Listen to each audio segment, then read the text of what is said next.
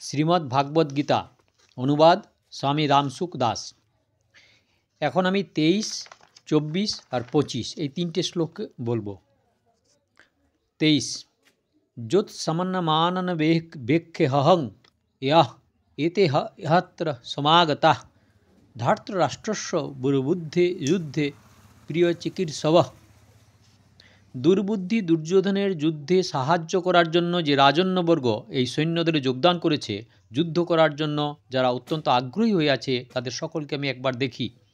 ব্যাখ্যা: ধার্তরাষ্ট্রস্য বুর্বুদ্ধি যুদ্ধে প্রিয় চিকিৎসব। এই স্থানে দুর্যোধনকে দুষ্টবুদ্ধি বলে অর্জুন বলতে চাইছেন যে এই দুর্যোধন আমাদের নাশ করার জন্য আজ পর্যন্ত নানা প্রকার ষড়যন্ত্র করেছে, আমাদের অপমান করার জন্য নানা প্রকার উদ্যোগ নিয়েছে। নিয়মানুসারে এবং ন্যায়পূর্ণভাবে আমরা অর্ধরাজ্য প্রাপ্তির অধিকারী, কিন্তু সেটিও আত্মসাৎ করতে চায়, আমাদের দিতে রাজি নন। এমনিতেই সে অতি দুষ্টবুদ্ধি সম্পন্ন ব্যক্তি। আবার এখানে কিছু রাজন্যবর্গ এসেছেন যারা যুদ্ধ দ্বারা দুর্যোধনের ভালো করতে চান। প্রকৃতপক্ষে মিত্রদের কর্তব্য হচ্ছে এই যে তারা এমন কার্য করবেন এবং এমন কথা বলবেন যাতে তাদের বন্ধুদের ইহলোক এবং পরলোকে মঙ্গল হয়। কিন্তু এই নৃপতিগণ দুর্যোধনের দুষ্টবুদ্ধিকে শোধরাবার চেষ্টা না করে অপরপক্ষে তাকে বাড়িয়ে দিচ্ছে এবং দুর্যোধনকে দিয়ে যুদ্ধ করিয়ে যুদ্ধে তাকে সাহায্য করে তার পতন ঘটাতে চাইছে। অর্থাৎ দুর্যোধনের হিত কিসে হবে, সে কিভাবে রাজ্য পাবে, তার পরলোক কি করে সুষ্ঠু হবে, সেসব এরা চিন্তা করছেন না। যদি রাজারা দুর্যোধনকে কমপক্ষে অর্ধেক রাজ্য নিজে রেখে পাণ্ডবদের প্রাপ্য অর্ধেক রাজ্য তাদের দিয়ে দেওয়ার জন্য পরামর্শ দিতেন, তাহলে দুর্যোধনের অর্ধেক রাজ্যেও থাকতো আর পরলোকেও মঙ্গল হতো।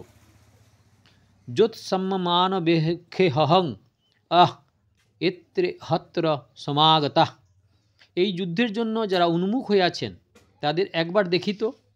এরা অধর্ম এবং অন্যায়ের পক্ষ নিয়েছেন, সেই জন্য এরা অর্জুনের সামনে যুদ্ধে দাঁড়াতে পারবেন না, ধ্বংস হয়ে যাবেন। যৎ সামান্যান বলার অর্থ এই যে এদের মনে যুদ্ধের ইচ্ছা প্রবল, সুতরাং ভালো করে দেখি এরা কারা। এই ছিল শ্লোক নম্বর 23। এবার শ্লোক নম্বর 24, 25। এবন মুক্ত ঋষিকেশ গুড়াকেশেন ভারত সেনয়োঃ ভয়োর মধ্যে স্থাপয়িতা রথোত্তমম। শ্লোক নম্বর 25।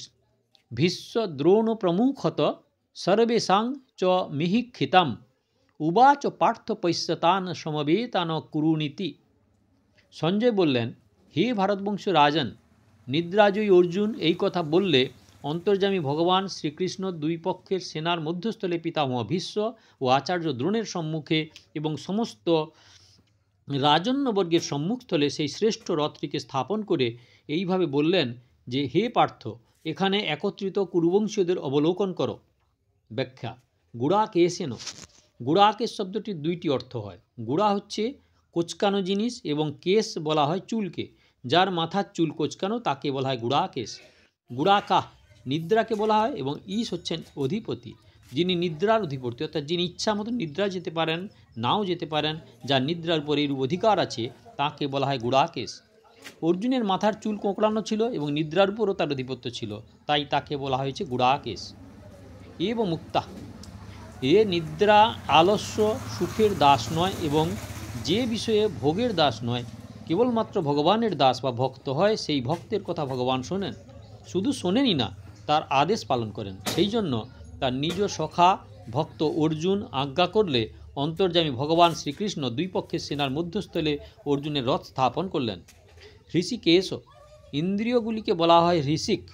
যিনি ইন্দ্রিয়গুলির ঈশ অর্থাৎ অধিপতি তাকে ঋষিকেশ বলা হয়। প্রথমে 21তম শ্লোকে এবং এখানে ঋষিকেশ বলার অর্থ এই যে মন, বুদ্ধি, ইন্দ্রিয় ইত্যাদি সমস্ত কিছুর প্রেরক ও সকলকে আদেশকারী অন্তর্যামী ভগবানই এখানে অর্জুনের আদেশ পালনকারী সেজেছেন। অর্জুনের প্রতি তার কি অসীম কৃপা। সেন ওয়ের ভয়ের মধ্যে স্থাপয়িতা রথোত্তমম। উভয় সেনার মধ্যস্থলে যে উন্মুক্ত স্থান ছিল, ভগবান সেখানেই অর্জুনের উত্তম রথকে স্থাপন করলেন। ভীষ্ম দ্রোণ প্রমুখত সর্বেষাং চ মহিক্ষিতাম। সেই রথটিকেও ভগবান অত্যন্ত চাতুর্যের সঙ্গে এমন স্থানে স্থাপন করলেন যে স্থান হতে অর্জুন, তার আত্মীয় পিতামহ ভীষ্ম, বিদ্যাদানকারী আচার্য দ্রোণ ও কৌরব সেনাদের পক্ষে প্রধান রাজন্যবর্গকে নিকট থেকে দেখা যায়।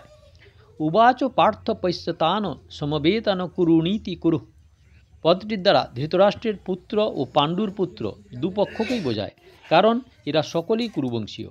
যুদ্ধের উদ্দেশ্যে একত্রিত এই কুরুবংশীয়দের দেখো, এরূপ বলার অর্থ এই যে এই কুরুবংশীয়দের দেখে অর্জুন মনে এই ভাব যাতে উৎপন্ন হয়, আমরা তো সবাই এক, এই পক্ষেরই হোক অথবা ও পক্ষের, ভালোই হোক অথবা মন্দ, সদাচারী হোক বা দুরাচারী, আসলে সবাই তো আমাদের আত্মীয়। এর জন্য অর্জুনের মনে সুপ্ত কৌটুম্বিক মমতাযুক্ত মোহ যাতে জাগ্রত হয়, এবং মোহ জাগ্রত হলে অর্জুন জিজ্ঞাসু হন, যাতে অর্জুনকে নিমিত্ত করে ভাবি কলিযুগের জীবগণের কল্যাণের উদ্দেশ্যে গীতার মহান উপদেশ দেওয়া সম্ভব হয়। এই ভাব নিয়ে ভগবান এখানে পশ্যিতান সমবেতান কুরুন শব্দটি বলেছেন। নচেত ভগবান পশ্যিতান ধার্ত রাষ্ট্রান সমানীতি এইভাবেই বলতে পারতেন, কিন্তু এইভাবে বললে অর্জুনের মনে যুদ্ধ করার জন্য আগ্রহ জন্মাতো, যাতে গীতা প্রকটিত হওয়ার অবকাশ হতো না, এবং অর্জুনের অন্তরে সুপ্ত কৌটুম্বিক মোহ দূরীভূত হতো না, যেটি দূর করতে ভগবান নিজের দায়িত্ব বলে মনে করেছেন।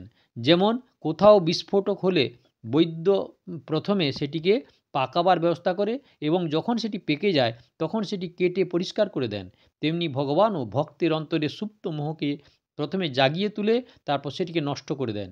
এইভাবে ভগবান অর্জুনের অন্তরে সুপ্ত মোহকে কুরুণপস্য বলে জাগ্রত করেছেন, যেটি পরে উপদেশ দ্বারা নষ্ট করবেন। অর্জুন বলেছিলেন যে এদের আমি দেখেনি, নিরীক্ষে, অবেক্ষে, অথবা সুতরাং এখানে ভগবানের পশ্য তুমি দেখে নাও এরূপ বলার প্রয়োজন ছিল না। ভগবান শুধু রথটি স্থাপন করাই উচিত ছিল, কিন্তু ভগবান রথ স্থাপন করে অর্জুনের মোহ জাগ্রত করার জন্যেই কুরুণপস্য, এই কুরুবংশীয়দের অবলোকন করো, এই কথা কটি বললেন। আত্মীয়তাবশত স্নেহ ও ভগবত প্রেম, সেই দুটিতে অনেক পার্থক্য। আত্মীয় কুটুম্বে মমতাযুক্ত স্নেহ জন্মায়, যার ফলে আত্মীয়ের দোষের প্রতি লক্ষ্য থাকে না, কেবল এ আমার এইরূপ ভাব থাকে। সেইরূপ ভগবানেরও ভক্তের উপর বিশেষ স্নেহ জন্মায়, তখন ভক্তের দোষের প্রতি ভগবানেরও লক্ষ্য যায় না, শুধু এ আমার এই ভাব থাকে। আত্মীয় প্রেমে ক্রিয়া অর্থাৎ পদার্থ, শরীর ইত্যাদির, এবং ভগবত প্রেমে ভাবের প্রাধান্য থাকে। কৌটুম্বিক স্নেহে মূঢ়তা বা মোহ, এবং ভগবত প্রেমে একাত্মভাবের প্রাধান্য থাকে। কৌটুম্বিক স্নেহ তমসাচ্ছন্ন হয় এবং ভগবত প্রেম হয় প্রকাশ সম্পন্ন। কৌটুম্বিক স্নেহে মানুষ কর্মবচ্যুত হয়ে পড়ে, আর ভগবত প্রেমে লীন হয়ে যাওয়ার জন্যই কর্তব্য পালনের বিস্মৃতি আসতে পারে, কিন্তু ভক্ত কখনো কর্তব্যচ্যুত হন না। কৌটুম্বিক স্নেহ আত্মীয় কুটুম্বের প্রাধান্য থাকে, এবং ভগবত প্রেমে থাকে ভগবানের প্রাধান্য। এই হলো শ্লোক নাম্বার 23, 24 এবং 25। এরপরে 1 নম্বর অধ্যায়ের 26 নম্বর শ্লোক শোনার জন্য সাবস্ক্রাইব করুন, শেয়ার করুন, লাইক করুন।